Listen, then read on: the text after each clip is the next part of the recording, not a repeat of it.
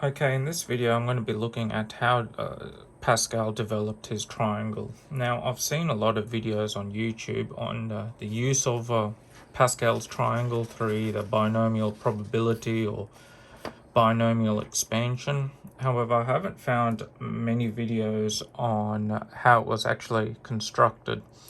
Now, Pascal's triangle, it goes on forever and ever and ever, but basically it's a set of numbers in a triangle pattern that continues on from the previous row, and I'm just going to go back to its basics to see how it was developed.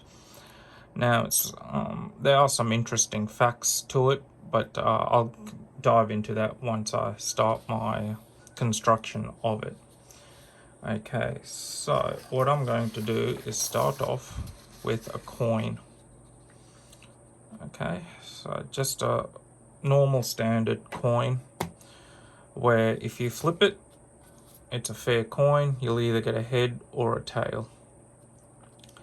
Okay, now that's the foundations of it. It's effectively the probability and the outcomes specifically. Okay, so you got a coin, and you'll either have a head or a tail, and that develops into our first row. Now, if you were to put numbers to it, you'd ask yourself, how many pathways are there to get to a head? And there's only one pathway, so we'll just put a 1 there. And how many pathways is there to get to a tail?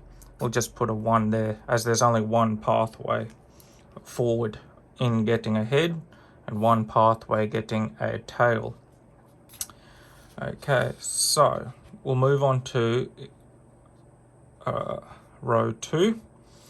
So this example, let's say if we were to flip a coin twice, there's 1 in 4 chance of there either being 2 heads, a head and a tail and a head, and 2 tails. That's simple. There's only four options or 4 possibilities that could happen. However, Pascal didn't see it that way specifically. He looked at it, how many pathways is there to getting 2 heads?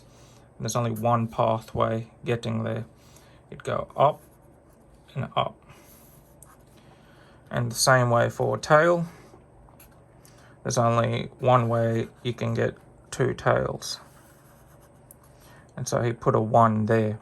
However, this is where his triangle essentially developed. He asked, how many ways can you get head and a tail? Well, there's 2 ways. You can get a head and a tail this way, or a tail and a head. Now, his triangle doesn't depend on any specific order. He only looked at the outcome.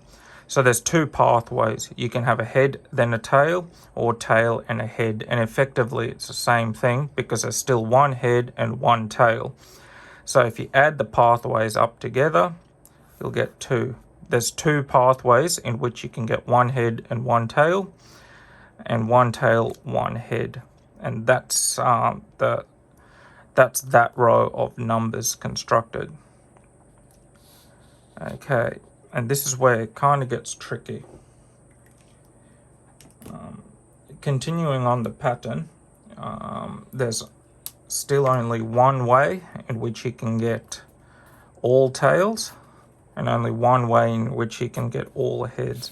And this is where the triangle method was developed, in that there's now multiple ways, multiple pathways in which he can get to 2 heads and a tail, or 2 tails and a head.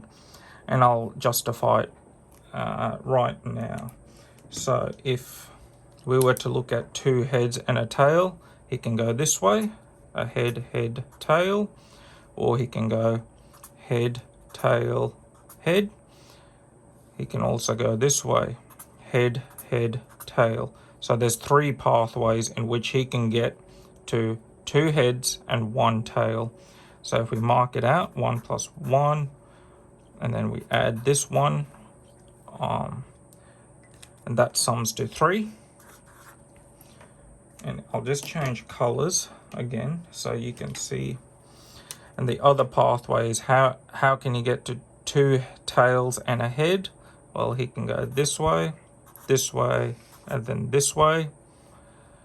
He can go tails, heads, tails, or heads, tails, tails. If we add those pathways up, you'll get 3 here. So again, the triangle will have 1, 3, 3, 1. And that will form as his triangle, and it will keep going further and further. So if we were to reconstruct the triangle, we'd say you have a coin, you can get to 1 head and 1 tail, and there's 1 way of getting all heads, and there's 2 ways of getting 1 head and 1 tail, and there's only 1 way of getting all tails, and so on and so forth.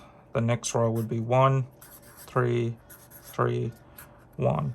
And by now you can probably pick up patterns within the actual triangle itself.